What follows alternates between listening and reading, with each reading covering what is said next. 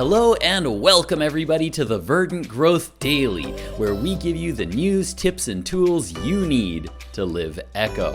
My goal is to help put you in the right mindset to live more in line with your own values and to change your life to make it more fulfilling, sustainable, and balanced with nature. All in just 10 or 15 unedited minutes a day. My name is Eugene, and this is episode 34. So today I wanted to do something that is, I apologize to the podcast listeners, a little bit more visual than it is auditory. What I wanted to do today is I wanted to calculate my own personal carbon footprint. So I found a website where you can calculate your own ecological footprint, and I thought, you know what? Let's just do it live. I've never done it before. I don't know what's going to happen. I don't know what the result is going to be, but I'm going to give it a shot. And I think that there might even be some questions that I might not even be able to answer properly. But for those of you who are listening on the podcast, I will do everything I can to try to read all the questions. But it's probably better if you guys come and find the YouTube video so that you guys can just see it happening live on the screen. Now, before I get into actually calculating my own carbon footprint, I wanted to actually talk about that term carbon footprint, because there is a bit of a dark side to it. It's a little bit controversial because of the origin of where that term, the carbon footprint, came from. Now, I'm assuming that all of you know what your carbon footprint is. Your carbon footprint is basically just the equivalent amount of CO2 that your life puts into the air. So it might not actually be CO2 that you're releasing doing every single activity, but it might be some other greenhouse gas, might be methane or something like that. But the carbon footprint calculates the CO2 equivalent, how much CO2 you are putting into the air. Or at least if you equate methane to the equivalent amount of CO2, how much methane, all of that combined together, how much CO2 equivalent you put into the air. And like I said, the origin of the term is a little bit dark. It's a little bit controversial because it was created by BP. Yes, that BP, the oil company. They created it as part of a deflection campaign to shift blame from the oil industry onto individuals. Shift the blame of climate change, that is. So basically, it gave them a way to say, hey, everybody, take a look at what you're doing. The stuff that you're doing is contributing to climate change. So you need to make changes to your life in order to stop climate change.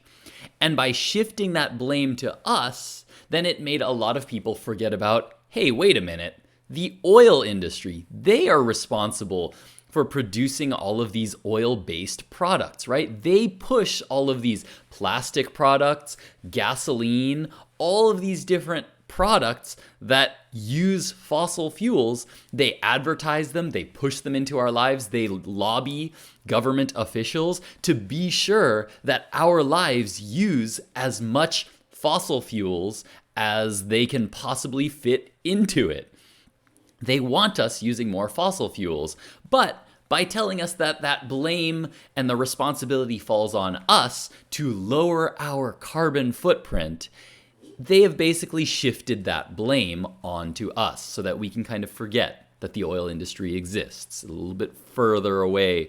It's a little bit farther of a connection to make. Because yes, while we do things that cause emissions, for example, when we drive a car, we emit CO2, it's still partially their fault because they are constantly pushing those things into our lives as much as they can. Like, make no mistake about it, they want us to drive more, fly more. They want us to buy more plastic products. And so they are integrated into our lives in so many ways that most people just don't even think of. Like, most people don't think about the fact that when you go buy a bottle of orange juice that's in a plastic container, the reason that it's in a plastic container is probably because somewhere down the line there was an oil industry executive pushing for that juice company to put those containers in plastic. Maybe they were giving them special discounts to use plastic instead of other materials. But the oil industry is very, very much in our lives, so we should not be forgetting about their connection. Again, don't lose sight of the blame that the oil industry has, but we do have some responsibility. The responsibility of individuals is not zero. Sure, the oil industry is pushing that we drive more and fly more so that we use more gasoline, but in the end, we do make those decisions too. We decide how much we drive. We decide how much we ride an airplane. We decide on the days that we take a bike to work or to the supermarket. So our responsibility is not zero. Sure, it's very, very small compared to the oil industry, but not zero. We need to change just as much as they do. Our impact is just significantly smaller. So, in short, be aware of your own carbon footprint, but don't let it distract you too much from the oil industry, transportation industry, agricultural industry, and all of those that all have a much, much higher impact than we do. But again, don't try to deflect your blame back onto them by saying, well, my impact is so small that it doesn't matter, so I don't have to change. That is also the wrong mindset to have today. So, a change across all individuals across the board, if everybody in America were to make changes to their lives to have a lower impact on the planet, we would be in a much, much, much better place. So our individual responsibility is not zero. That being said, I am now going to shift the screen over so that everybody can now see my web browser. Give me a second to make sure that that is coming up. Is it that guy? There it is. Okay, this is the guy. There's the daily notes, and there is the ecological footprint calculator. Again, for all of you who are listening on the podcast, I apologize. I'm going to go ahead and turn off the chat box here so that that's not blocking the screen. I apologize, but I am going to try to do everything I can to read what's going on to the screen. So it's best if you come on and find the YouTube video, but if you want to listen in podcast form, by all means, I will do my best for you guys. All right, here we go. Take the first step. Let's just click that little button here. How often do you eat animal-based products? That is beef, pork, chicken, fish, eggs, and dairy products, and it gives me a scale of never to very often.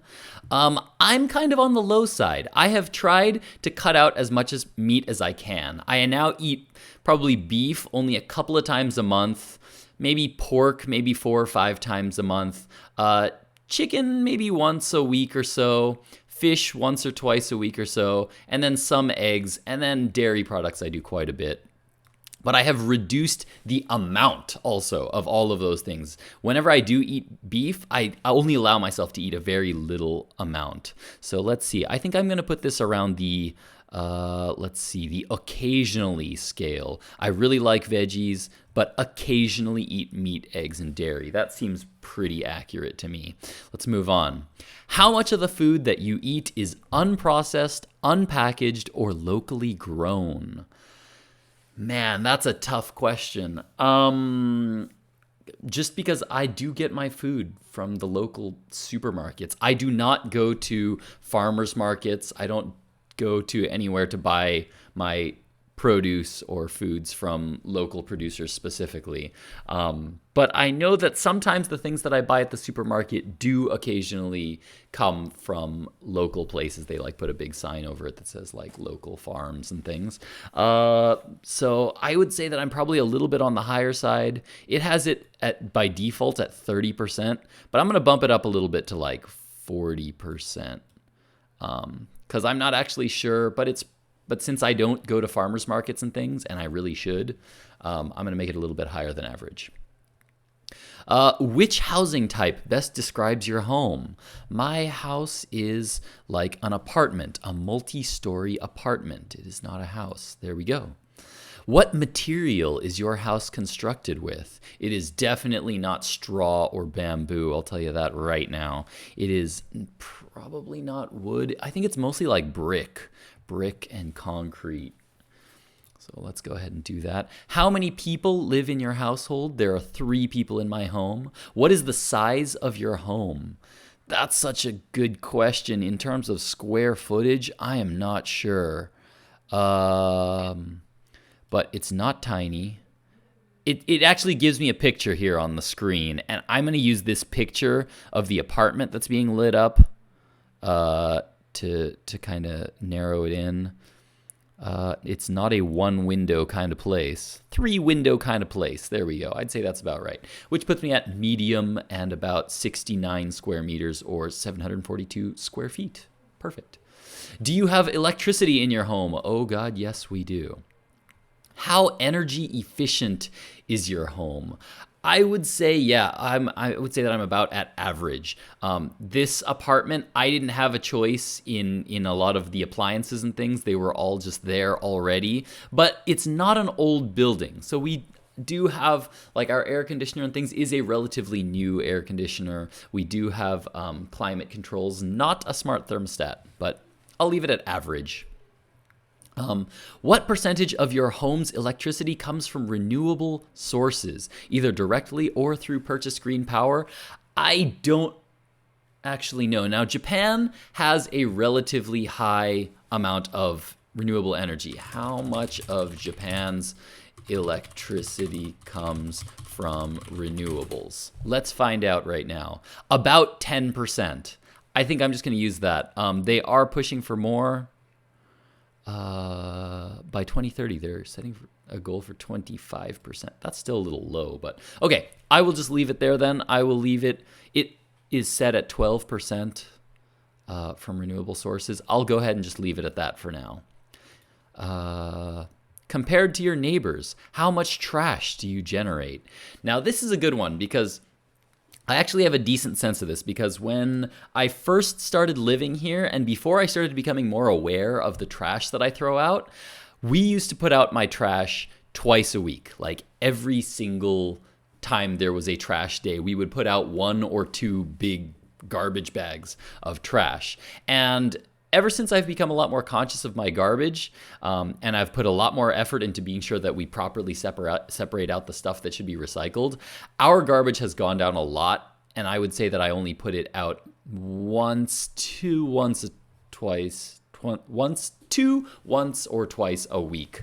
I would say I don't put it out twice a week anymore. So I think I would say that I generate less garbage than most of my neighbors, because when I look in the garbage, we live in an apartment, so I get to see everyone's garbage, and I would say that ours is probably pretty small compared to others.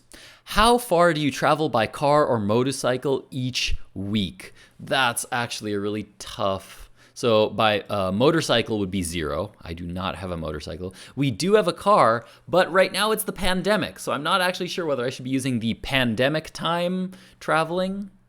Because I would say if that's the case, it's like really, really small. I'm going to go ahead and put it at like 30 miles a week seems a lot. Like I know that right now, because of the pandemic, it's almost 0. Like I would say that I'm probably driving a car right now about 2 miles a week. Like really, we're not using it all. Like every now and then we drive down to go pick up some takeout or something like that. But that's always really, really close. And so I'm going to think about more in my usual life and think that, usually I'm driving a car a little bit more than that. So I'm going to go ahead and say like 30 miles a week. Because I live in Japan. We have public transportation. We have great trains. So I don't think I don't usually drive that much anyway. What is the average fuel economy of the vehicles you use most often? Our motorcycles...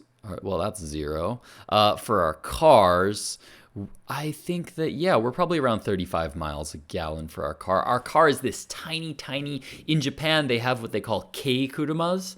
And these things are really, really small, like less than 1000 cc engine cars. I think it's 1000 cc's, but they're very, very tiny engines and they don't use much fuel at all. So I'm going to go ahead and bump that up to like 37 miles a gallon.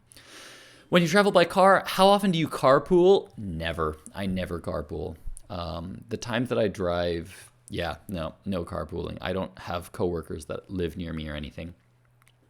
How far do you travel on public transportation each week? Now, this number is a little bit higher because I actually travel quite a bit on public transportation. But yeah, maybe another 30 miles or so. That would probably be accurate. I'll go ahead and leave it at that. How many hours do you fly each year? Ooh, man. Because I live in Asia, I do kind of fly. Right now I haven't flown in like 2 years because of the pandemic. But usually I would say, since I have to fly to America and back at Christmas time, usually I would say that on average I fly about 20 hours a year. Maybe a little bit more. Let's say 22 hours a year. 24 hours a year? Let's do 24. Because every now and then we do take vacations too, though usually those are to much closer places. And we do drive a lot for those. All right, here we go. We have some results already. That's actually amazing. That was actually much faster than I thought it was going to be. But here we go. They want me to donate some money. I will think about that, actually. I will actually consider donating some money. So if everyone lived like me, we would need 2.6 Earths. We would need 2.6 Earths for everybody to live the way that I live. My personal Earth Overshoot Day. What is an Earth Overshoot Day? The Earth Overshoot Day means that by this date, we would have used as much from nature as Earth can renew in the entire year. So in 2020, the Earth Overshoot Day for humanity is August 22nd. Everybody live like the Earth would be on this date. This means that this date we would have used as much from nature as Earth can renew in 1 year. I see. It's just like a sustainability measure. So if everybody lives like me, our resources would last until May 19th. And then we would have no more resources for the rest of the year. Everything after that serves as a net negative to the Earth. So basically, I still have a long way to go. I still live at 2.6 Earths. That's a lot of resources that I use. I think the average American uses about, I think it's 4.6 was the last number I saw, about 4.6 Earths worth of resources. So the average American is much higher than me, but I am still much higher than many other people. I think that here in Japan, most people actually use about like two Earths worth of resources. And if you start talking about people in like Africa or people in, in Africa or some of like the really, really, in India, I think that the individual carbon footprint or something like that, I think they use is something more like 0.2 Earths or something like that. So they're totally fine. And China too, I think China too, because they have a lot of rural areas still. In their big cities, of course, they use a lot of resources, but in the smaller cities, I think it's something like 1.2 for the national average of China. So despite us often looking at countries like the Philippines and India and China as being these big, like polluting countries where everyone is doing horrible things to the earth, they actually live in a much, much, much more sustainable way than we do. They use a lot less electricity. They drive a lot less cars. When they do drive, they use a lot of motorcycles and bikes and things, if at all. Bicycles are big in a lot of those smaller countries. So yeah, it's really, really up to us, as in people who live in first world countries, to make the changes to our lives to really make a difference here. Results part 2. It actually breaks it down a little bit further into by land type. So my carbon footprint, 7.2, what is this unit? GHA. I'm actually not sure what that, global hectares. Of carbon. And so it actually gives me how much in food, shelter, mobility, goods, and services, my consumption in each category. So 1.2 global hectares of space for food, 0.9 for shelter, 1.2 for mobility, 0.4 for goods, 0.9 for services. So my carbon footprint, they have calculated it as being 8 tons of CO2 emissions per year. 8 tons per year. With my ecological footprint being 4.5 global hectares of land, and my carbon footprint being 61% of my total ecological footprint. So of all of the effects that I have on nature, 61% of that comes from the carbon that is emitted from my life. And then they ask me this nice little question here: how do you feel? That's a great question that I think you always need to ask yourself when you look at these kind of things. I feel like I'm happy that I'm under the average for Americans. I'm really happy that I came under the average for most Americans, but it does help me to see that even I still have a long way to go. I'm still using way more resources than I should be. I'm still using more than double the resources that I should be. So I need to be really, really working hard to cut down all of those things. And I use the term working hard, but it's important to remember that what I preach on this channel is that I say working hard, and that sounds like a bad thing, but for every single thing that I have done, every single challenge that I've taken on to reduce my impact on the world, to reduce my ecological footprint on the world, has ended up being a change that I have enjoyed and has been something that I've wanted to continue doing, regardless of the impact on nature. My life always just feels better. I like doing these things. When I reduce the amount of electricity I use, that means less time on the computer, less time on my cell phone, less time playing video games. That means that I end up spending more time with my family. I end up spending more time looking to talk with my friends, trying to have more conversations with my friends. Yes, it's COVID right now, so I'm not exactly able to meet them very often, but I end up reading books more. I end up doing a lot of things that I do find value in. So every single environmental challenge that I've taken on has ended up making my own life feel better. And so I think that's really, really important to recognize when you look into things like this, that I still have work to do, but that also means that there's still more joy and more fulfillment to be found in my life. I could be even more happy. I could be even more joyful if I can lower my impact. That is the experience that I've had up until now. And I hope that that is an experience that you guys might have too. I encourage every single one of you guys to go out and calculate your own environmental footprint. The one that I used here today was at footprintcalculator.org. footprintcalculator.org. That was the one that I used today. It was kind of an eye-opening experience, and I'm glad that I did that. And I'm now going to be looking for even more ways to reduce my carbon footprint and to live more by my own values, to live in a way that I find to be more joyful and more fulfilling. Thank you guys so much for tuning in and watching today. I really, really appreciate every single one of you. Be sure that you subscribe to me on whatever platform you're listening or watching me from. Be sure to also subscribe to me on YouTube and hit the notification bell so that you get notified when I go live. Follow me also on Twitter, and that is going to be the place where I always tweet at some point before I go live. But the nice thing now is that the daily happens at the same time every single day. That is Sunday to Wednesday, 5 p.m. to 6 p.m. Pacific Standard Time.